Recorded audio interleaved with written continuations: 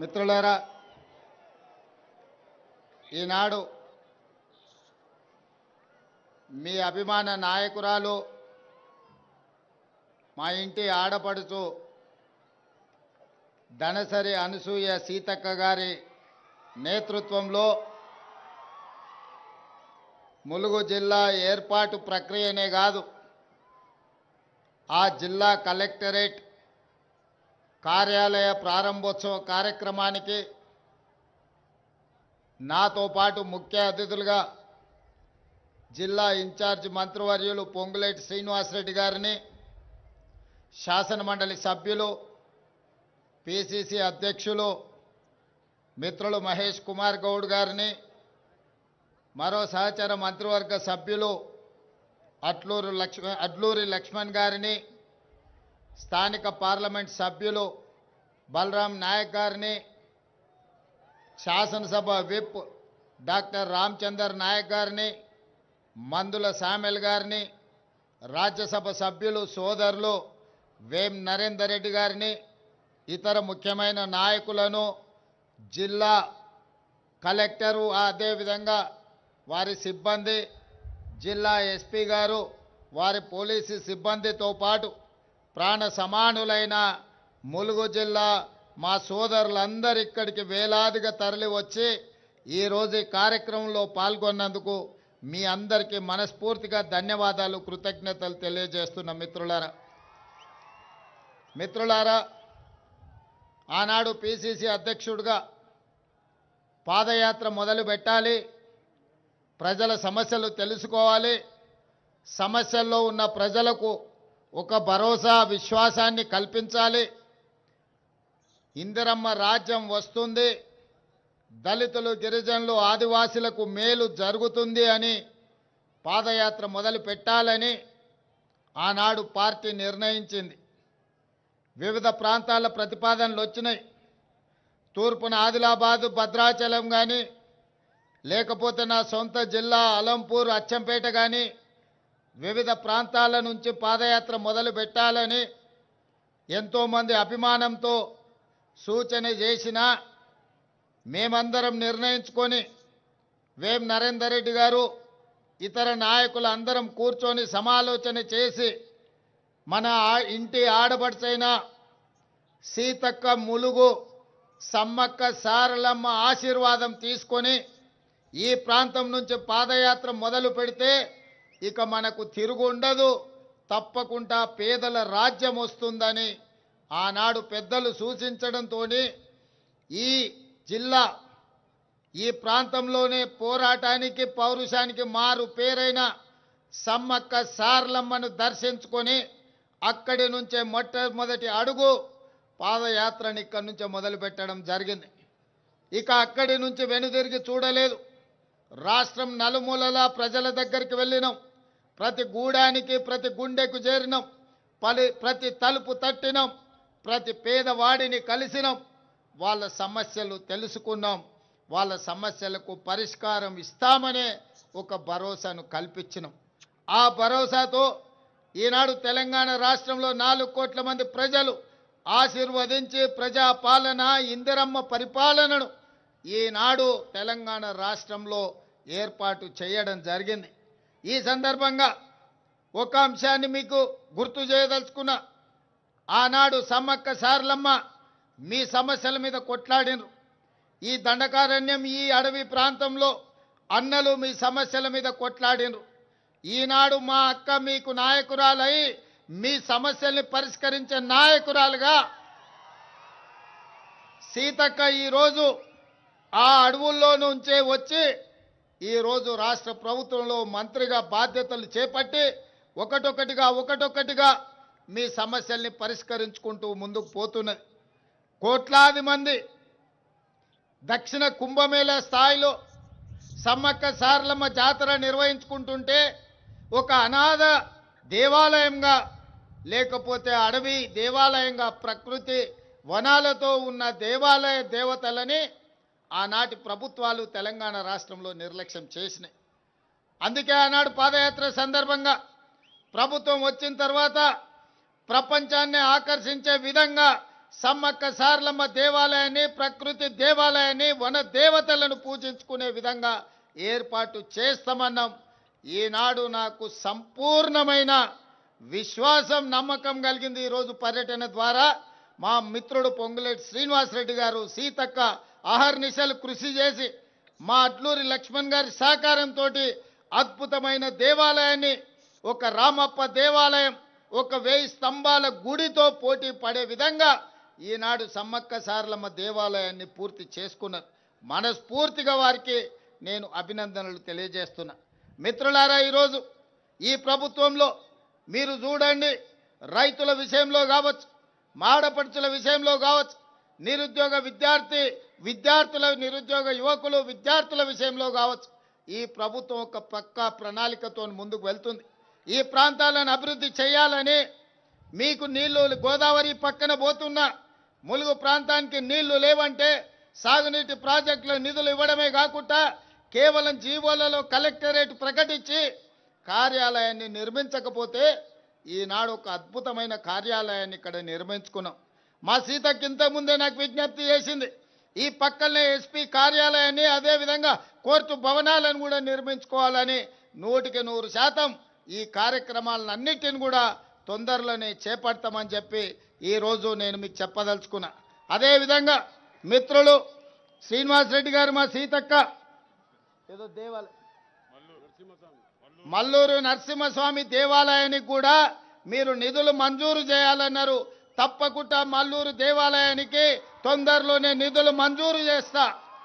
అదేవిధంగా జంపన్న వాగు, సమ్మక్క సారలమ్మ జాతరకి ఎంత ప్రాధాన్యత ఉందో జంపన్న వాగుకు అంతకంటే ప్రాధాన్యత ఉన్నది.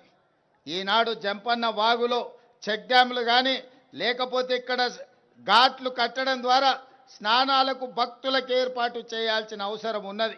అందుకే జంపన్న వాగు మీద సాగునీరు విధంగా, అదేవిధంగా ఇక్కడికి వచ్చే భక్తులకు సౌకర్యాల కోసం జంపన్న వాగును కూడా 100% అభివృద్ధి చేస్తామని చెప్పి ఈ సందర్భంగా మీకు అందరికీ తెలియజేస్తున్నా. ఇదే కాకుండా ఈ ప్రాంతానికి సాగునీరు ఎంతో అవసరం. ఈ ప్రాంతంలో ఉన్న ఆదివాసీ బిడ్డలు కష్టానికి మారు పేరు. మరి మీ కష్టాలను తీర్చాలంటే మీకు సాగునీరును అందించాలి. మీ సాగునీటికి సంబంధించిన ప్రాజెక్టులు తొందరలోనే శ్రీనివాసరెడ్డి గారికి నేను ఆదేశాలు ఇస్తున్నా. ప్రత్యేక సమీక్ష చేసి ఈ ప్రాంత అభివృద్ధి కోసం ఏమేమి నిధులు కావాలనో, సమ్మక్క సారలమ్మ దేవాలయ చుట్టుపక్కల పర్యాటక క్షేత్రంగా ఏ విధంగా అభివృద్ధి చేయాలనో, ఈ ములుగు జిల్లాలో సాగునీటి ప్రాజెక్టులకు ఏ విధంగా నిధులు మంజూరు చేయాలనో, అదేవిధంగా యంగ్ ఇండియా ఇంటిగ్రేటెడ్ రెసిడెన్షియల్ స్కూలే కాదు, అడ్వాన్స్ టెక్నాలజీ సెంటర్లే కాదు, భవిష్యత్తులో ఇంకా సాంకేతిక పరమైన విద్యను నేర్పడానికి ఈ ప్రాంత నిరుద్యోగ యువకుల కోసము ఏమి కావాలన్నా నిధులు మంజూరు చేద్దాం. ఈ ప్రాంతంలోనే గిరిజన యూనివర్సిటీ కూడా మీకు అందుబాటులోకి వచ్చింది. నా విజ్ఞప్తి ఒకటే, మా నిరుద్యోగ యువకులకు, మా విద్యార్థులకు నర్సరీ నుంచి 12th క్లాస్ వరకు ఎడ్యుకేషన్, 12th క్లాస్ తర్వాత స్కిల్స్, విద్యతో పాటు సాంకేతిక నైపుణ్యం ఉన్నప్పుడే ప్రపంచంతో పోటీపడి మీరు రాణించగలుగుతారు. కేవలం విద్య ఒక్కటే ఉద్యోగ ఉపాధిలను అందించదు. అందుకే ఈనాడు చదువుకుంటున్న విద్యార్థులకు నా విజ్ఞప్తి, నా సూచన ఒక్కటే, మీ సోదరుడిగా, మీ రేవంత్ అన్నగా నర్సరీ నుంచి 12th క్లాస్ వరకు బెస్ట్ క్వాలిటీ ఎడ్యుకేషన్ నేర్చుకోండి, లాంగ్వేజెస్ నేర్చుకోండి, ఇంగ్లీష్ నేర్చుకోండి, జర్మనీ లాంగ్వేజ్ నేర్చుకోండి, జపనీస్ లాంగ్వేజ్ నేర్చుకోండి. 12th తర్వాత సాంకేతిక నైపుణ్యాన్ని అందించే అడ్వాన్స్డ్ టెక్నాలజీ సెంటర్లలో చేరండి, పాలిటెక్నిక్ కాలేజీల్లో చేరండి, స్కిల్స్ యూనివర్సిటీలో చేరండి. ప్రపంచమే మీకు ఎర్ర తివాచి వేసి స్వాగతం పలుకుతుంది. ప్రపంచ నలుమూలల మీకు ఉద్యోగ ఉపాధి అవకాశాలు వస్తాయి. అందుకే మీ ఫోకస్ మార్చండి. అమెరికాతో పాటు జర్మనీ, జపాన్, సౌత్ కొరియా లాంటి దేశాలలో ఈరోజు మనకు లక్షలాది ఉద్యోగ ఉపాధి అవకాశాలు ఉన్నాయి. దానికోసం సంసిద్ధులు కండి. మీకు జర్మనీ, జపానీస్, కొరియన్ లాంగ్వేజ్ నేర్పించడానికి మన ప్రభుత్వం సంపూర్ణంగా ప్రయత్నం చేస్తుంది. అదేవిధంగా మా అక్కలు, మా ఆడబిడ్డలు ఎక్కడ చూసినా దసరా పండుగ నాడు పాలపిట్టలాగా కనిపిస్తురుగో బ్లూ కలర్ చీరలు కట్టుకొని. అవునా అక్క? ఎనడన్నా ఈడికొచ్చిన వేల మంది మా ఆడబిడ్డలను అడుగుతున్నా, ఇన్నేళ్ళు వాళ్ళు బతుకమ్మ చీరలు ఇచ్చారు, ఎనడన్నా బతుకమ్మ చీర కట్టుకొని పండుగ పూట అమ్మగారింటికి పోయినరా అక్క? బతుకమ్మ చీర ఇస్తే ఆడగట్టిరు, చేన్ల కాడ పందులను బెదిరియనికే కట్టిరు, పిట్టలు గింజలు తినకుంటుండనికే కట్టిండ్రు. ఎన్నడన్నా మనం కట్టుకున్నామా? బతుకమ్మ చీరలలో కూడా కమిషన్లు మెక్కి వాళ్ళ బతుకు జడ మీ చీరలలో కూడా కమిషన్లు మెక్కిరు. అందుకే దుమ్ము కొట్టుకుపోయి ఫామ్ హౌస్లో పడ్డారు.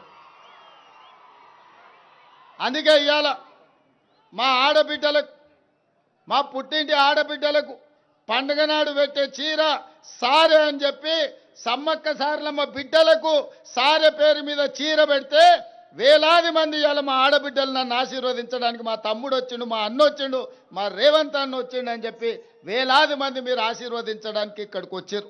ఈ చీర డిజైన్లో కానీ ఈ చీరల సెలెక్షన్లో కానీ సంపూర్ణంగా సీతక్క భాగస్వామ్యం తీసుకొని ఈ యొక్క అద్భుతమైన చీరల్ని మీకోసం తయారు చేయించారు. ఈ సంవత్సరం, పోయిన సంవత్సరం పాలపిట్ట రంగు చీరలు ఇచ్చినాం. ఈసారి చిలకపచ్చ చీరల్ని ఈసారి డిసెంబర్లో మా అక్కలకు పంపించబోతున్నా సారే కింద.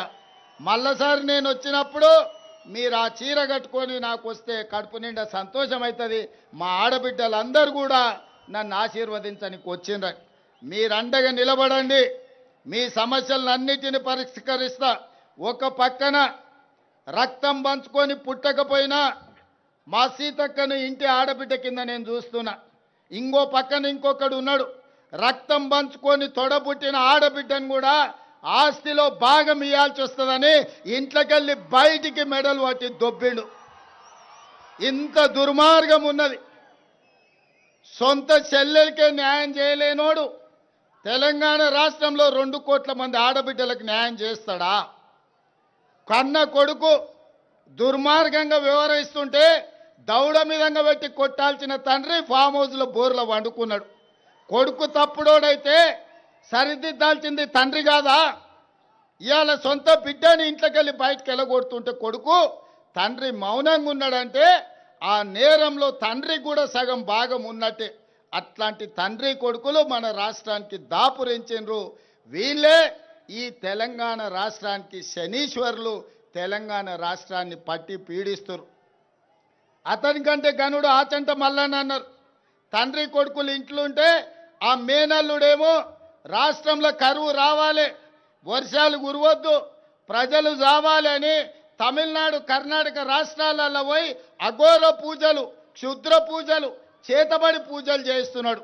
ఇట్లాంటోడు ఎవడన్నా ఉంటాడా?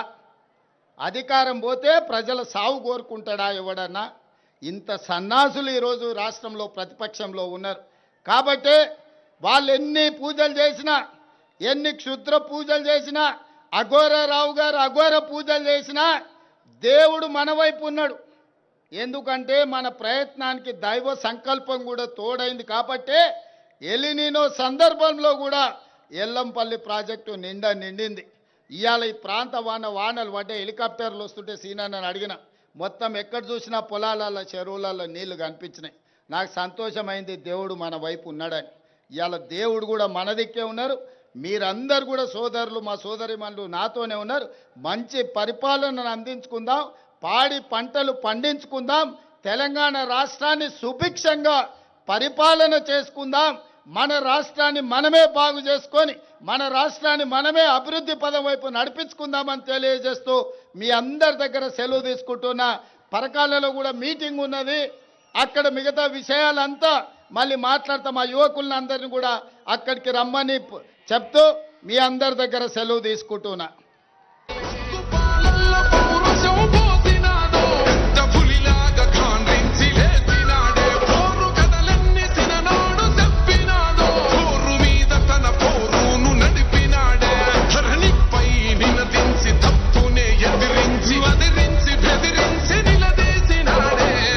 రంగులు వద్దిన చేతితోనే